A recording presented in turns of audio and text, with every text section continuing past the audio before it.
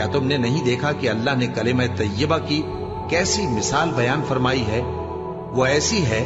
جیسے پاکیزہ درخت جس کی جڑ مضبوط ہو اور شاخیں آسمان میں پھیلی ہو، وہ اپنے پروردگار کے حکم سے ہر موقع پر پھل لاتا ہو، اور اللہ لوگوں کے لیے مثالیں بیان فرماتا ہے تاکہ وہ نصیحت حاصل کریں۔ اور ناپاک بات یعنی غلط عقیدے کی مثال ناپاک درخت کی سی ہے کہ وہ زمین کے اوپر ہی سے اکھیڑ کر پھینک دیا جائے، اس کو ذرا بھی قرار و ثبات نہیں۔ اللہ مومنوں کے دلوں کو صحیح اور پکی بات سے